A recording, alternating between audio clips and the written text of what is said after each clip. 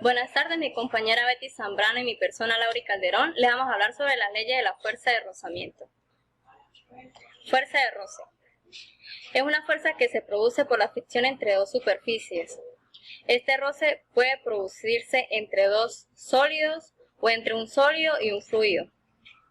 Esta fuerza se opone al movimiento entre ambas superficies en contacto. Es la responsable de que el cuerpo disminuya su velocidad al estar en un movimiento, llegando incluso a detenerse. El roce es una fuerza de contacto. Cuando hablamos de resistencia al desplazamiento, hablamos de una fuerza que se aplica. Esta puede ser la que no se desliza y la otra sí desliza. Cuando hablamos de que no se desliza, hablamos de fuerza de rozamiento. Estático, que se conoce como las unidades Fs. Y cuando se desliza, hablamos de fuerza de rozamiento cinético, que la conocemos con las unidades Fk. A continuación, mi compañera Betty Zambrano.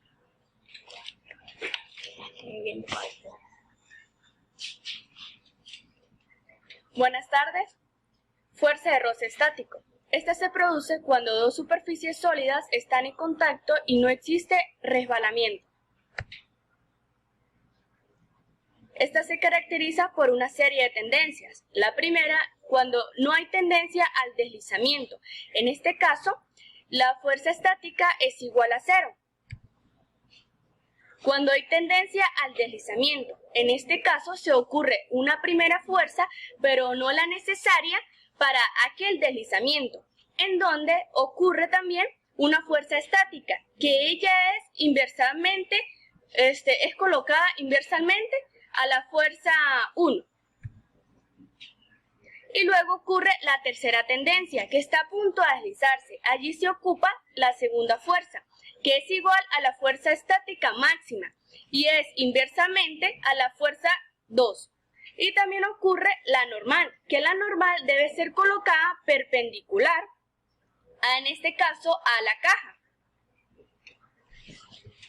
Con respecto a lo que dijo mi compañera, 0 debe ser menor que la fuerza estática, en donde debe ser menor que la fuerza estática máxima.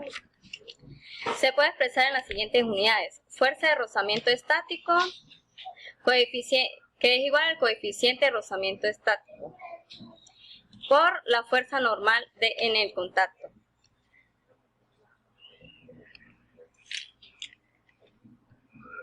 Por ejemplo, una persona empuja una caja, pero la caja no se mueve. ¿Por qué la caja no se mueve?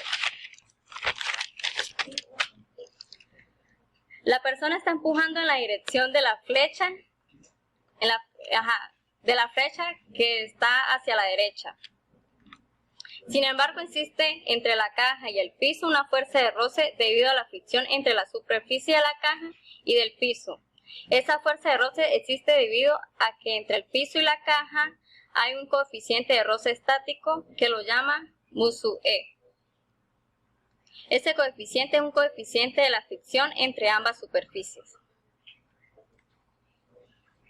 Problema número 1. Calcular el coeficiente de rozamiento estático en un plano inclinado cuando un bloque está a punto de deslizarse. Primero que todo, se debe observar aquella figura. Hay un bloque determinado allí y se encuentra sobre un plano determinado y que se puede decir que se encuentra inclinado. Por estática y dinámica, el peso se mueve a este sentido. Por ello, se establece esa relación con esa flecha.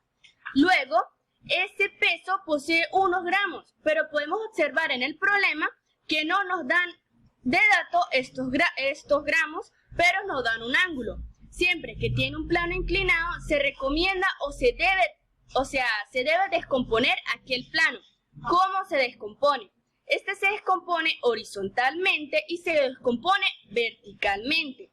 Al descomponerlo, se puede desplazar el ángulo de donde se encuentra hasta el desplazamiento del componente vertical. Por lo tanto, al estar el ángulo allí, se puede establecer unos gramos, en donde el plano vertical tendría los gramos de coseno del ángulo y el plano horizontal tendría los gramos del seno del ángulo. logramos de coseno de alfa. ¿Por qué? Porque es el componente horizontal, la que está al costado del ángulo, por eso es coseno adyacente. Luego se puede establecer con los datos que tenemos aquel problema, en donde nosotros decimos que la normal debe estar perpendicular al compuesto o a la caja.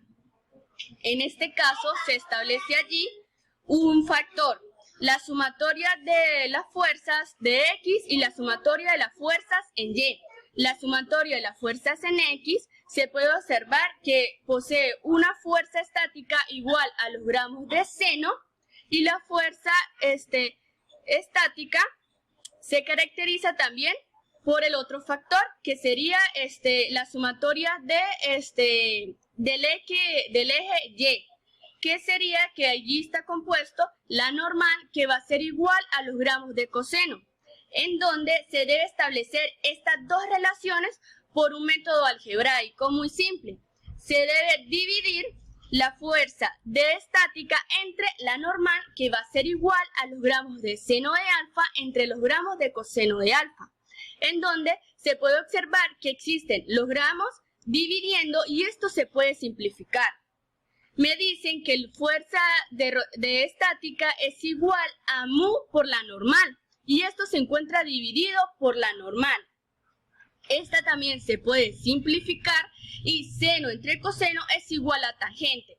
En este caso me daría que el coeficiente de razonamiento estático es igual a la tangente del ángulo. Por lo tanto, cuando se encuentra un plano inclinado y te pidan calcular el coeficiente estático, solamente se debe fijar en el ángulo de inclinación y por ende decimos que dará la tangente de alfa.